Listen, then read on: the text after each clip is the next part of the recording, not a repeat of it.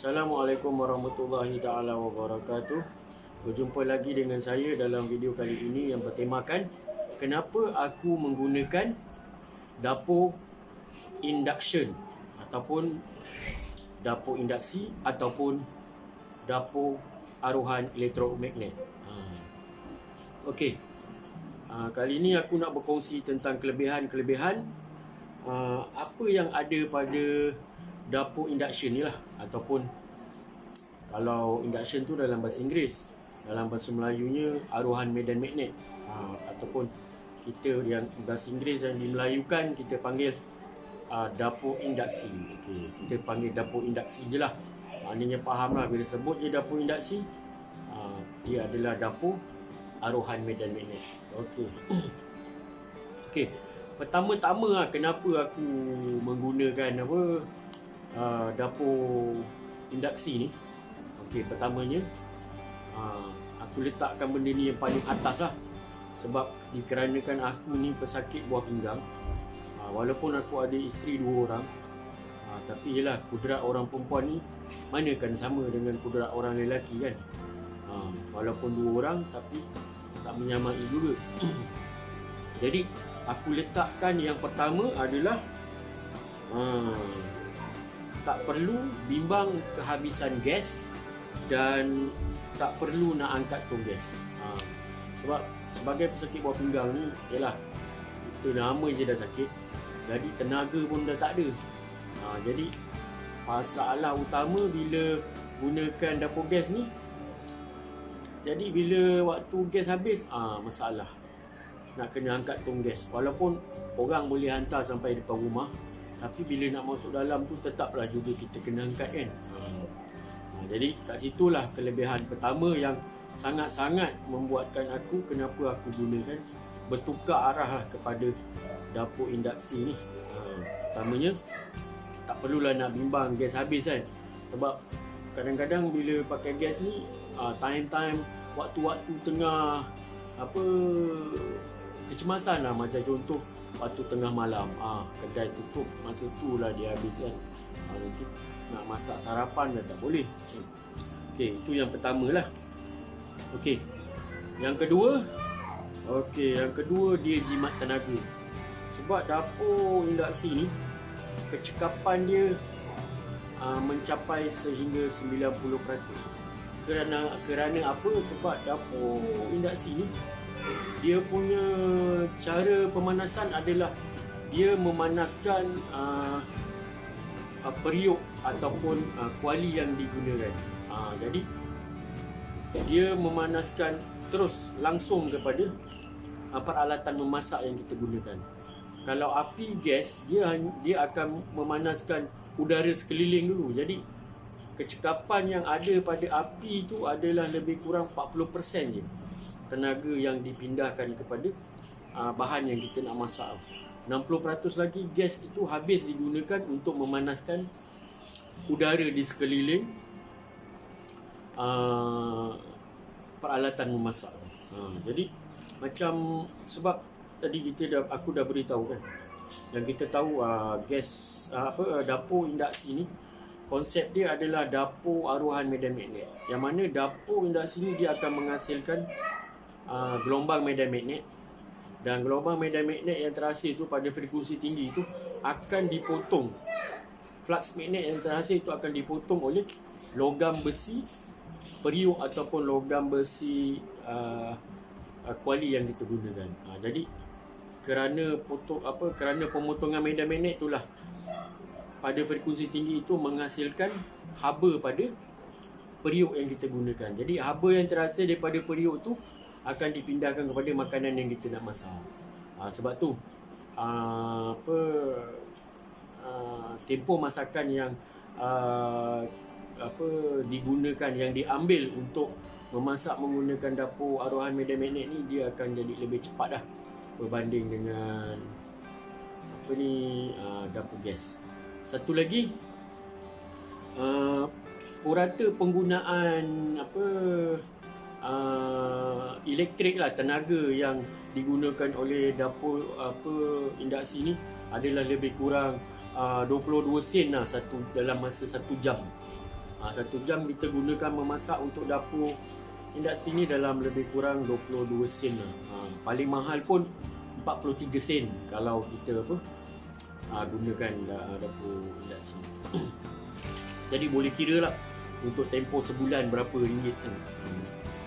Okey, nombor 2, ianya lebih selamat kerana tak ada api. Jadi dia hanya memanaskan periuk yang kita gunakan.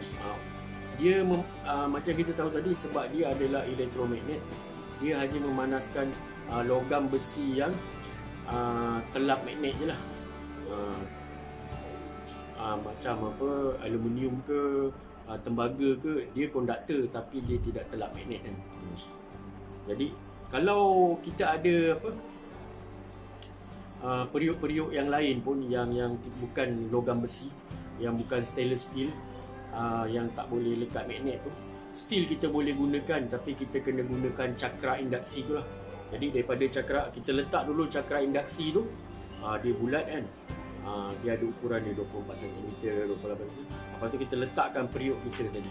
Jadi haba daripada jadi cakra induksi ni akan memotong medan magnet dan menghasilkan haba, dan haba itu akan dipindahkan ke dalam makanan yang kita gunakan di dalam periuk. Jadi dia akan berlakulah proses memasak. Jadi lebih selamat kerana tiada api. Jadi kita boleh lah, kalau kita nak suruh anak-anak kita pakai belajar memasak pun kita tak risau sebab tak ada api.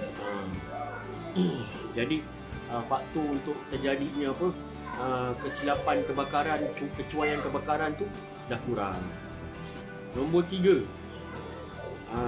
kelebihan dia ada pemutus litar jika berlakunya kepanasan melampau. Okey, untuk sistem dapur induksi ni kita tak perlu risau lah kalau kata kita cuai, tertinggal masak air ke, contohlah masak air ke, masak kita panaskan sup ke kan. Jadi masa tu tertinggal kering, dia panas kan, dia tak akan berlaku kebakaran lah. Sebab sistem elektronik ataupun sistem kawalan elektronik yang ada pada dapur induksi tu akan memutuskan litar. Jadi sistem akan selamat. Jadi tidak akan ada berlakunya kepanasan melampau dan tidak akan ada berlakunya kebakaran. Itu yang ketiga lah. Okey, ketiga ke keempat? Keempat rasanya tadi. Okey, lepas tu yang kelima,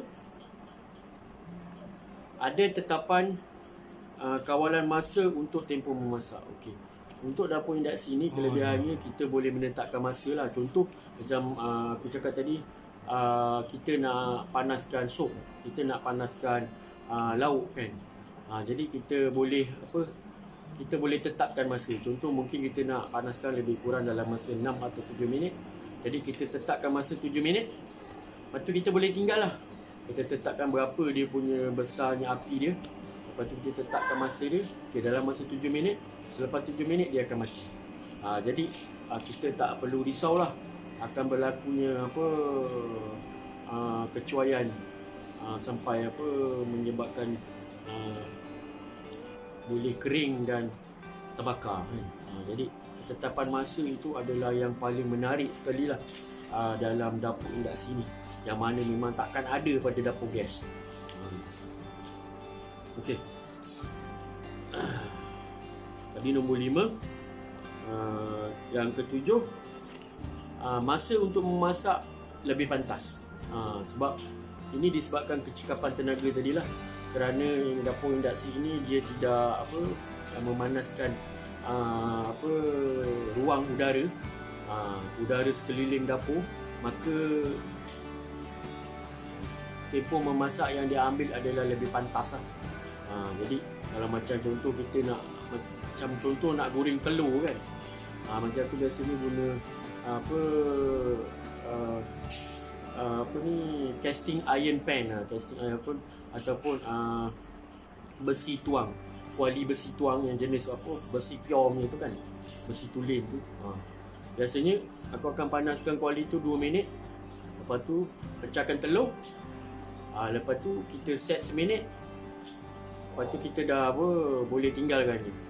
Jadi nanti lepas seminit tu dapur akan mati dan telur dah masak lah. Itu pun kita guna dalam sekitar suhu 80 darjah Celsius.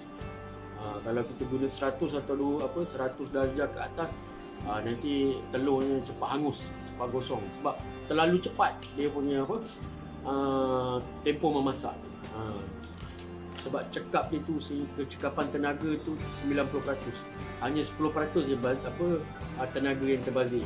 Tapi kalau guna dapur gas, 60% tenaga terbazir. Okey. Yang terakhir sekali, lebih kemas dan mudah untuk dibersihkan. Jadi dapur induction ni dia datang dengan keadaan yang menarik, cantik sebab dia nipis je. Dia punya table tu kan. Macam aku punya dia ada dua lah. Ada dua penunu. Dua penunu dan kuasa maksimum untuk dapur induksi yang aku beli ni adalah, yang aku gunakan ni adalah 2000 watt. Dan harga aku gunakan dah lebih kurang 3 tahun lah. Jadi dapur ni masa tu aku beli dalam harga RM2,200 Malaysia. Untuk nak dapatkan dapur ni senang je. Pergi je ke kedai-kedai perkakasan kan, yang ada jual batu, jual simen, jual perkakasan nak buat rumah tu. Biasanya dia ada jual perkakasan toilet, pipe apa semua kan. Dekat situ juga dia ada jual dapur gas, dapur induksi ni. Jadi boleh pilih kat situ. Macam ni tu 2000 watt dengan harga RM2,200. Tapi tak tahulah sekarang kan, sebab dah 3 tahun. Biasalah bila makin tahun harga akan makin naik kan. Sebabkan inflasi. Mungkin harga dapur induksi sekarang mungkin lebih mahal jugalah. Mungkin 2,500 ke atas lah untuk dua penunu kan. Okey. Aku rasa itu je lah apa yang aku nak kongsikan untuk petua dan petunjuk hari ni, ataupun hints and tips untuk kenapa aku gunakan dapur induksi, ataupun kelebihan yang ada pada dapur induksi. Nanti mungkin lepas ni kita boleh aku boleh kongsikan peralatan ataupun peralatan dapur yang yang sesuai untuk digunakan pada dapur induksi. Sebab dia tak sama dengan peralatan memasak dapur tradisional, dapur gas. Okay. So itu saja aku rasa perkongsian untuk hari ini. Harap ianya dapat memberikan manfaat kepada sesiapa saja yang mungkin berminat lah untuk bertukar daripada menggunakan dapur gas kepada dapur induksi. Pada aku cadangkan lah, kalau korang rasa nak bertukarlah, kerana dapur induksi ni memang banyak kelebihannya. Yang paling tu jimat tenaga. Jadi kita hanya mengeluarkan sedikit kos untuk penggunaan dapur induksi ni. Dan yang paling penting, salah satunya tentang banyak-banyak ciri keselamatan ni yang ada pada dapur induksi ni. Tak ada berlaku kebocoran gas lah, macam mana yang boleh berlaku kepada dapur gas. Sebab dapur gas banyak perkara yang kita nak kena lihat, daripada segi dia punya kepala gas, dia punya saluran getah gas, dan juga kepala tong gas itu sendiri juga boleh menyebabkan faktor untuk berlakunya kebocoran gas pada dapur rumah kita. Jadi sesiapa yang nak bertukar kepada dapur induksi, aku sangat cadangkan lah. Okey, so kepada sesiapa yang ada komen ataupun soalan, bolehlah komen di bawah. Dan kepada sesiapa yang belum subscribe, bolehlah subscribe. Okey, so untuk hari ini saja perkongsian daripada aku. So, Assalamualaikum warahmatullahi taala wabarakatuh. Jumpa lagi pada video yang akan datang.